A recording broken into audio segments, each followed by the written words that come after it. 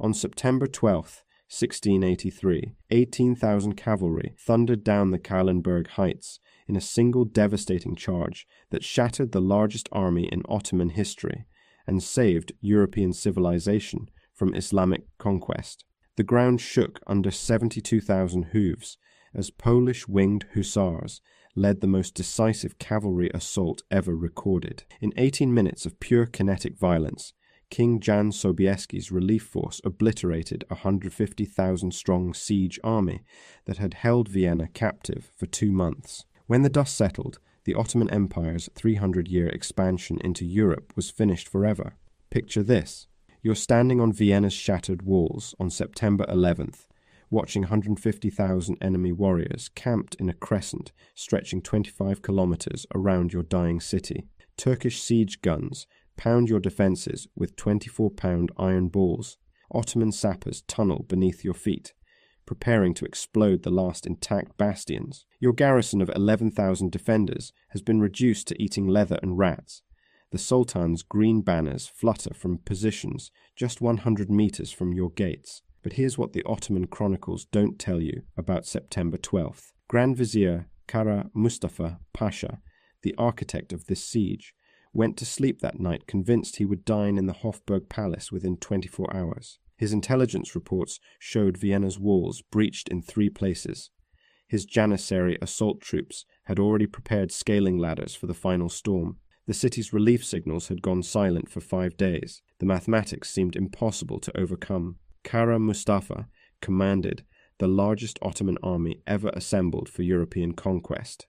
60,000 elite Janissaries formed the corps, slave soldiers trained from childhood who had never known defeat. 40,000 Sipahi heavy cavalry provided the striking power that had terrorized European battlefields for 3 centuries. 50,000 irregulars, Tartars, Wallachians, and Hungarian rebels filled the ranks. The Grand Vizier's personal tent, magnificent with silk and gold, housed battle plans for the conquest of Munich, Cologne, and ultimately Paris itself. Against this Islamic avalanche stood Count Ernst Rüdiger von Starhemberg, with 11,000 exhausted defenders trapped behind crumbling stone walls. The imperial garrison had been fighting continuously for 59 days. Their ammunition was nearly exhausted. Disease ravaged the civilian population. Even the rats had been eaten. Then came the message that changed everything. A single coded letter smuggled through Turkish lines on September 8th. 3 words in Latin that electrified the dying garrison. Venio, video, vinco.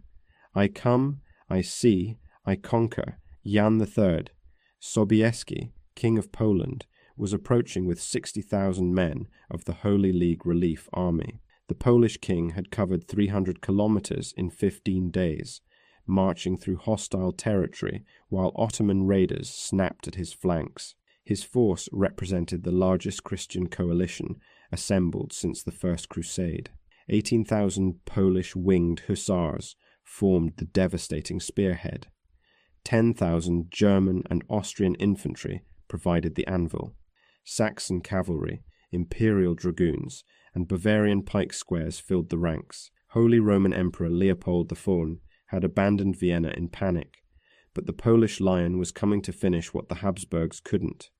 Sobieski's army crested the Kahlenberg Heights on September 11th as the sun set behind them. The sight that greeted them defied belief. The Ottoman siege stretched like a dark ocean around Vienna's walls. Hundreds of cooking fires twinkled in the gathering dusk. The crescent banners of Islam flew from positions that had been Christian territory for 400 years. The largest army in Ottoman history lay spread below them, confident in victory, unaware that death was gathering on the hills above. But Kara Mustafa had made one fatal error in his moment of triumph. The Grand Vizier had positioned his entire force between the Danube River and the Kahlenberg slopes, with Vienna at his back. There was nowhere to retreat. When the Christian cavalry charged, his massive army would be trapped against the very city walls they had spent 2 months trying to breach. The stage was set for the largest cavalry charge in recorded history.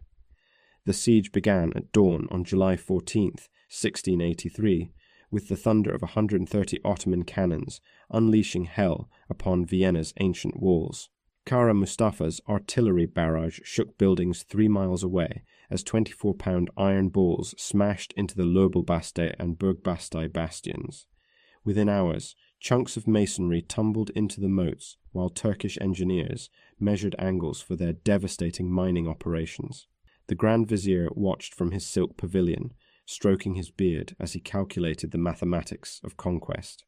60 days, he told his war council. Vienna would fall in 60 days.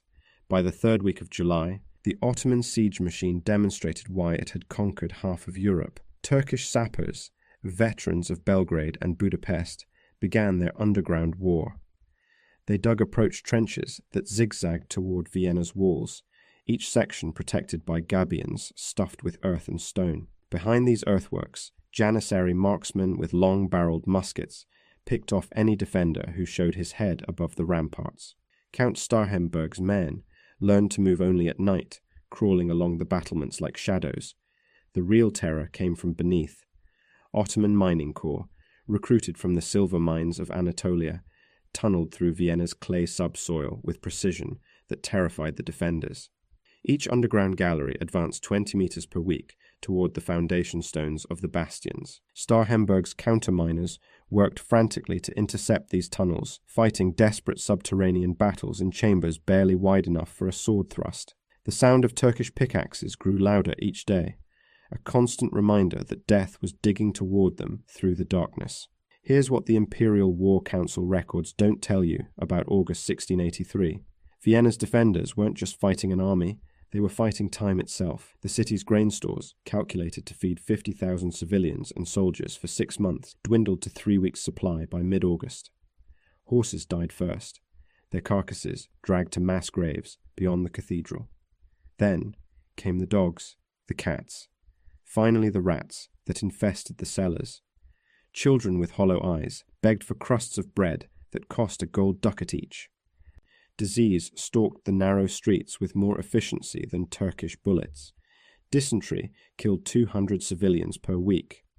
Typhus spread through the overcrowded cellars where families huddled during the daily bombardments.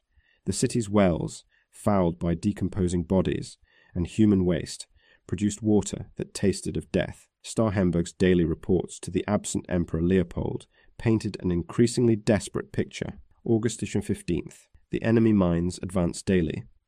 August 22nd. Our powder magazine reduced to 40 barrels. August 30th. Without immediate relief, the city cannot endure beyond September 15th. Then, everything changed on August 31st, when Turkish mines exploded beneath the Lobelbaste. The massive detonation hurled stone blocks 300 meters into the air and opened a breach 40 meters wide.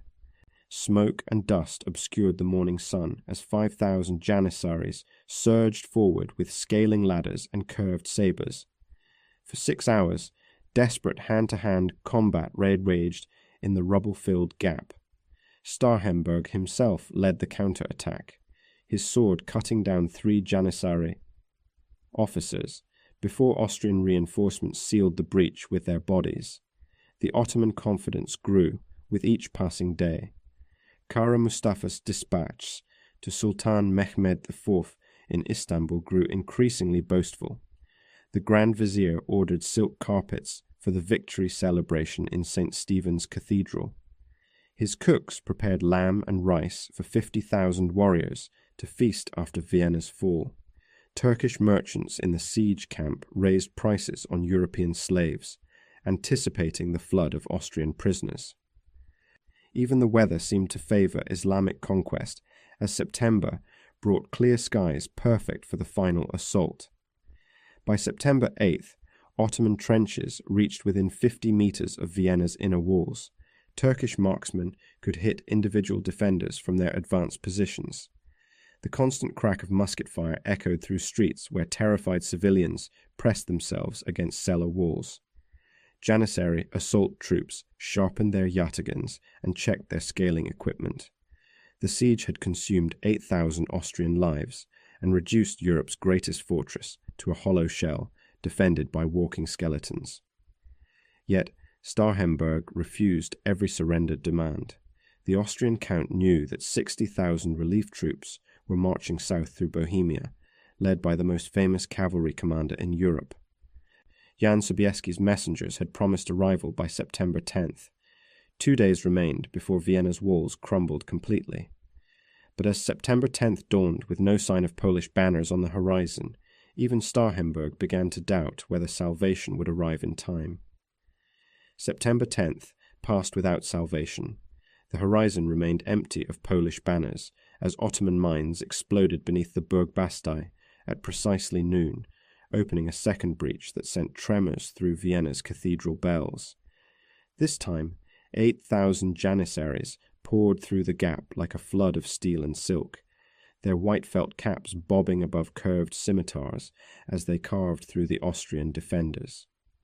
Count Starhemberg, blood streaming from a sabre cut across his forehead, rallied his remaining 4,000 men for what everyone knew would be the final stand. The mathematics of survival had become impossible. Each Ottoman assault wave contained more men than Vienna's entire garrison. By nightfall on September 10th, Turkish banners flew from the outer bastions. Kara Mustafa's personal standard, a green silk crescent moon on black field, was planted just 200 meters from St. Stephen's Cathedral.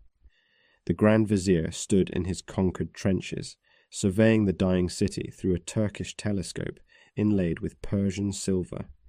His engineers reported that one more mining operation would collapse the remaining inner wall. His assault troops had already divided the loot from Vienna's churches and palaces. Tomorrow would bring total victory and the keys to Central Europe. Here's where legend meets cold, mathematical reality.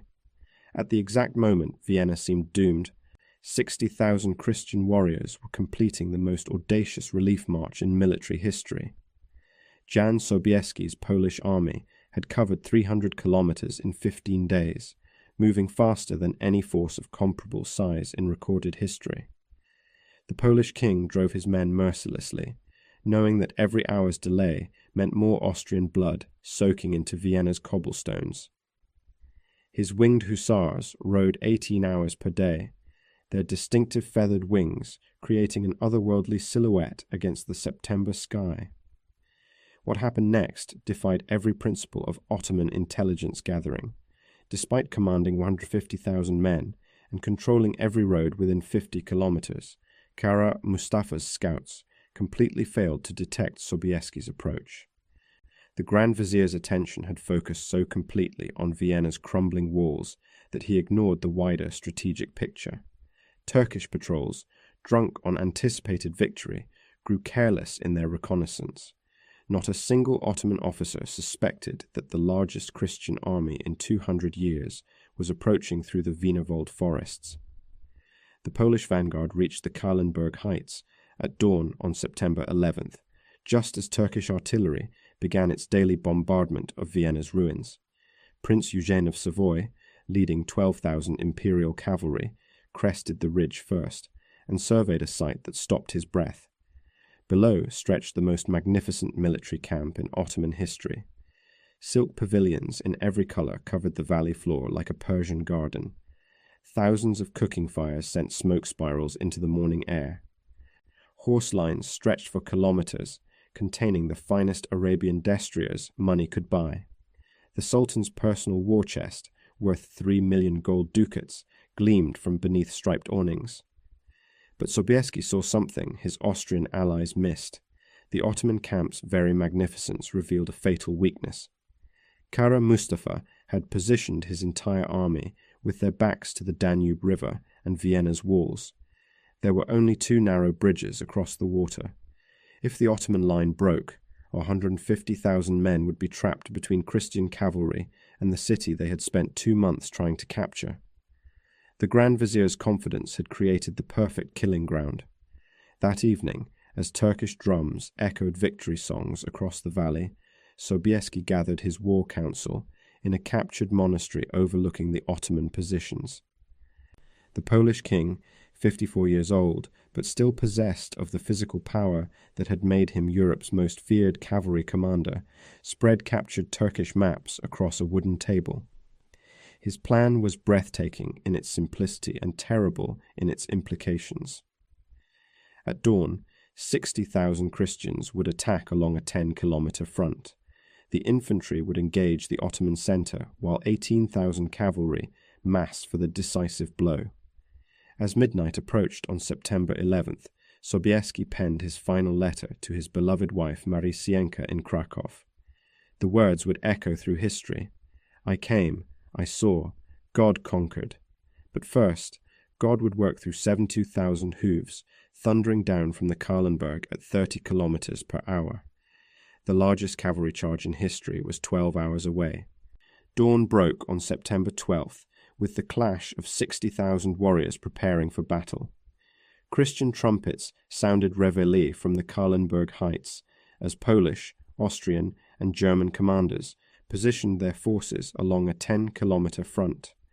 Below in the valley, Ottoman drums answered with a thunderous response that shook leaves from the trees. Kara Mustafa emerged from his silk pavilion, expecting another day of siege operations against Vienna's crumbling walls. Instead, he found himself staring at the largest Christian army assembled in 2 centuries. The battle began at 6 a.m., with Prince Eugene's Austrian infantry advancing down the eastern slopes in perfect formation.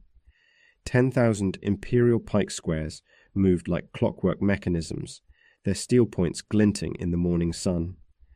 Behind them marched 8,000 German musketeers in disciplined ranks, their match cords smoking in the crisp September air.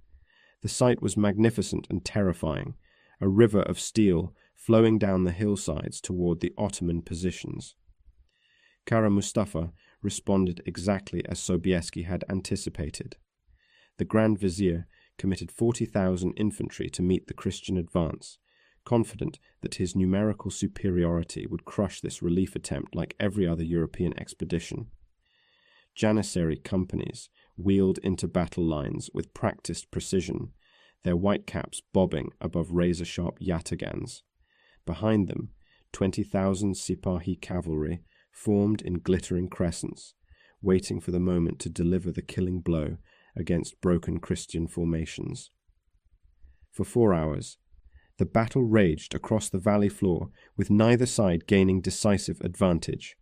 Austrian pike squares held firm against Janissary charges, while Turkish horse archers peppered German musketeers with deadly volleys. The clash of steel rang across the battlefield as 100,000 men fought with professional skill and desperate courage. Ottoman sources report losing 3,000 men in the morning fighting.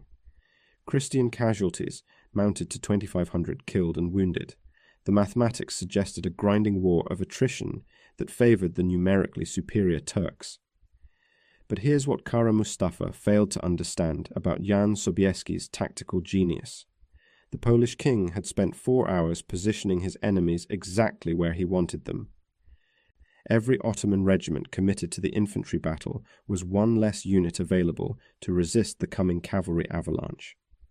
As the clock approached 4 p.m., 60,000 Turkish warriors stood locked in combat with their backs to the Danube River, completely unaware that death was gathering on the hills above them. Then, everything changed in a single moment that split history in half.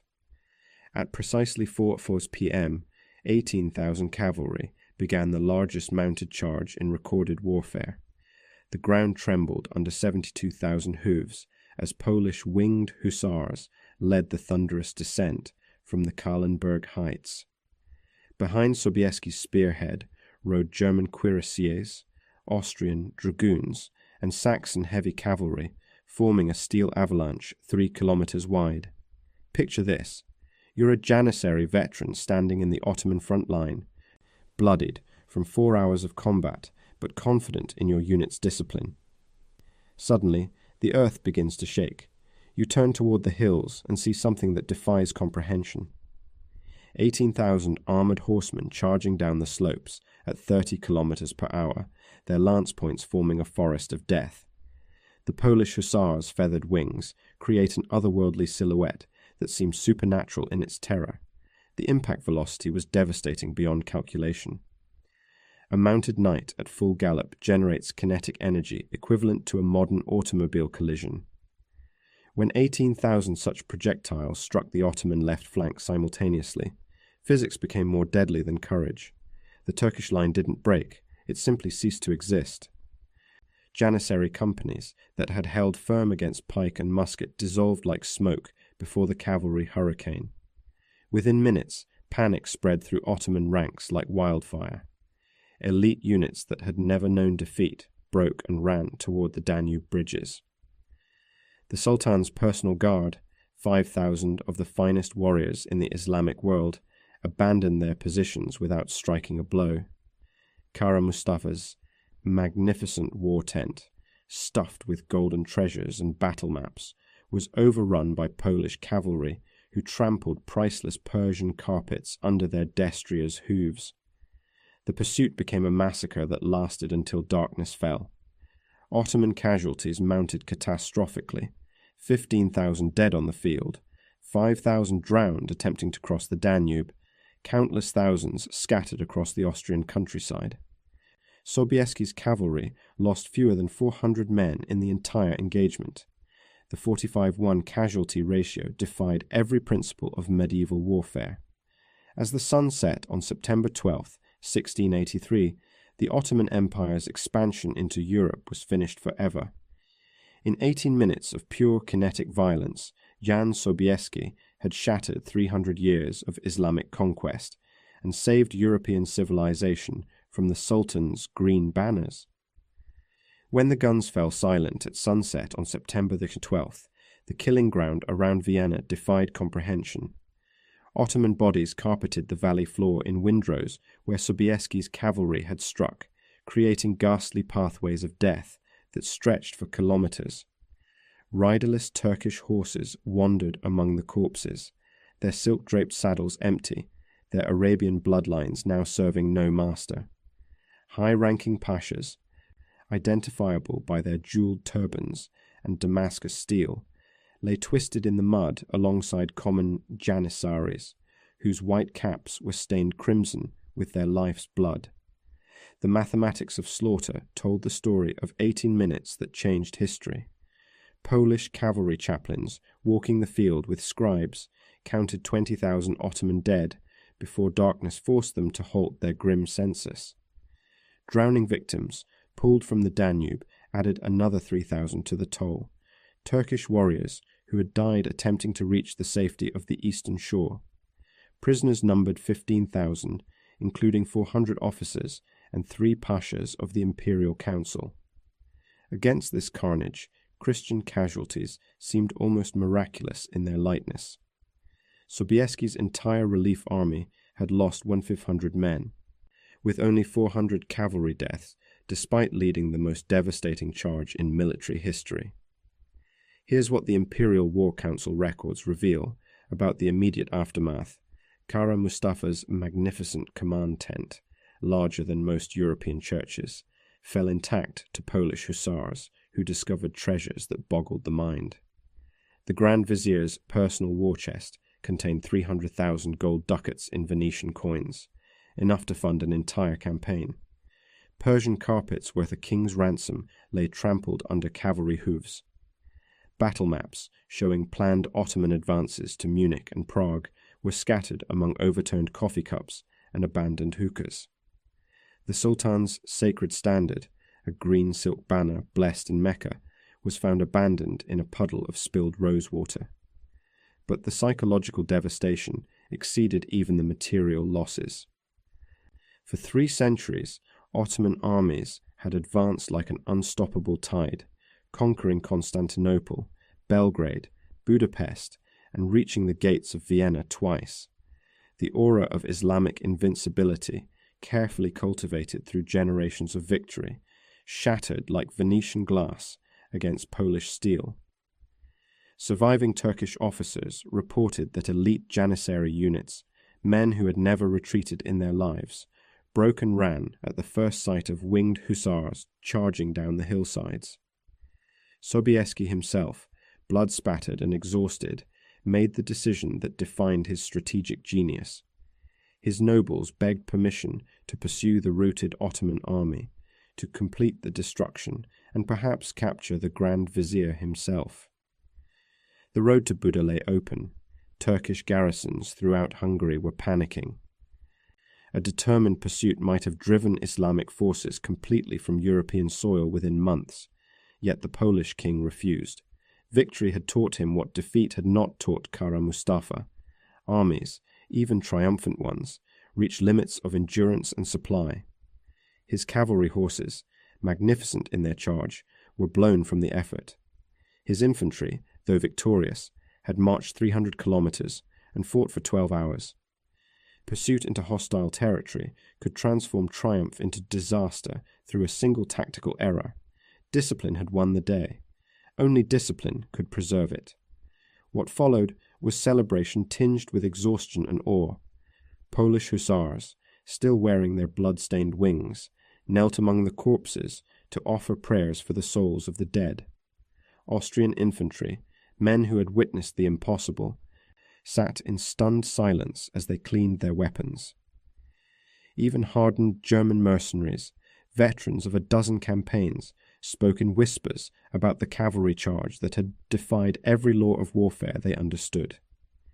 The strategic consequences rippled across Europe like earthquake tremors. In Paris, Louis XIV received news of Ottoman defeat with mixed emotions, knowing that Habsburg power would now dominate Central Europe. In Rome, Pope Innocent V ordered Te Deums sung in every church, proclaiming September 12th, a feast day for the salvation of Christendom. In Istanbul, Sultan Mehmed V received Kara Mustafa's dispatch, reporting temporary setbacks, and began planning the Grand Vizier's execution.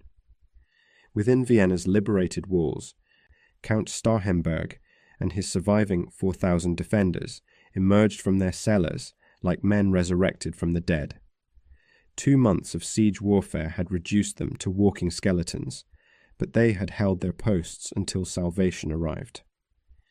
Church bells that had been silent for 60 days rang out across the city, their bronze voices proclaiming that the crescents of Islam would never again threaten the heart of Europe. The age of Ottoman expansion was over.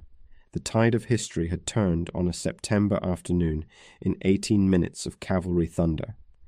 The tremors from September 12th rippled across the Islamic world like cracks in a shattered foundation. Within 3 months, Kara Mustafa Pasha met his fate in Belgrade, strangled with a silk bowstring on Sultan Mehmed IV's direct orders. The Grand Vizier who had promised to plant Ottoman banners in Paris died, knowing that his defeat had triggered the empire's irreversible decline. His execution sent a message of imperial fury, but it could not resurrect the 20,000 elite warriors buried in Austrian soil or restore the aura of invincibility that had died with them. The strategic consequences cascaded across Europe with mathematical precision. Hungarian cities that had trembled at the approach of Turkish armies suddenly found courage to resist. Buda, the jewel of Ottoman Hungary, fell to imperial forces in 1686, after a siege that lasted just 78 days. Belgrade, the gateway to the Balkans, capitulated in 1688.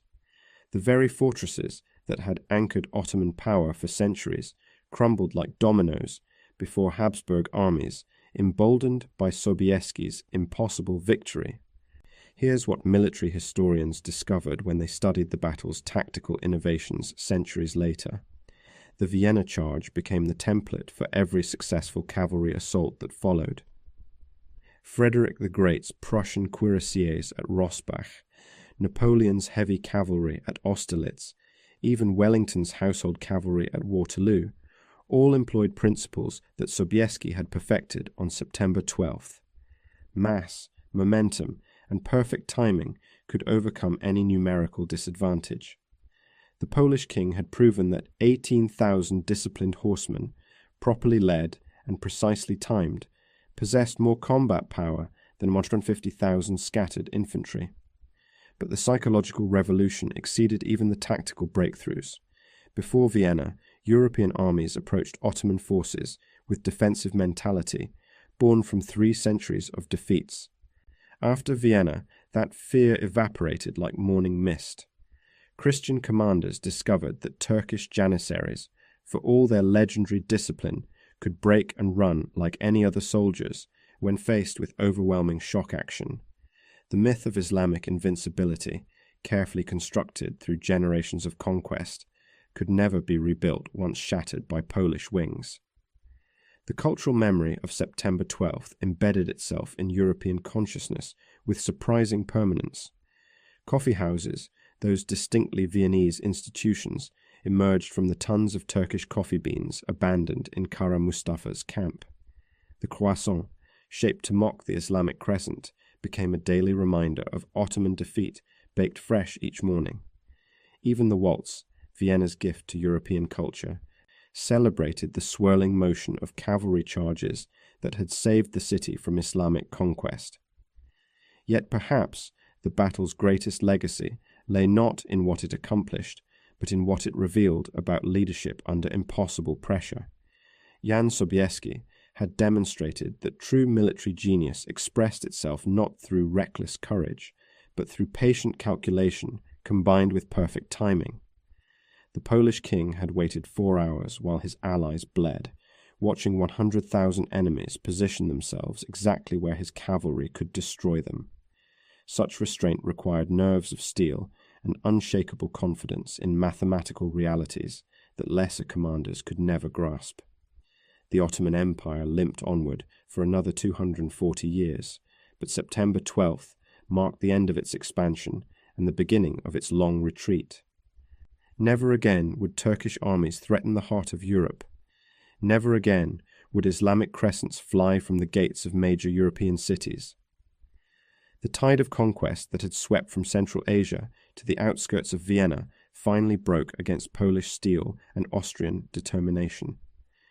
Modern military academies still analyze Sobieski's charge as the perfect example of operational patience combined with tactical violence. Staff colleges, from Sandhurst to West Point, teach the Vienna principles. Absorb pressure to create opportunity. Mass forces at the decisive point. Strike with overwhelming concentration when the enemy least expects it. The Polish king's 18-minute masterpiece became a template for defeating numerically superior foes through superior timing and unbreakable discipline. The silence after the last Turkish drum fell quiet on September 12th, 1683, marked more than the end of a siege. It announced the conclusion of Islam's 300-year expansion into Europe and the dawn of Habsburg dominance that would shape the continent for centuries. 18,000 cavalry had thundered down the Kahlenberg heights in the largest mounted charge in recorded history, shattering an empire's confidence in 18 minutes of pure kinetic destruction. When the impossible becomes inevitable, when discipline conquers desperation, when perfect timing transforms numerical weakness into overwhelming strength, armies discover that victory belongs not to the largest force, but to the one that chooses the perfect moment to unleash hell.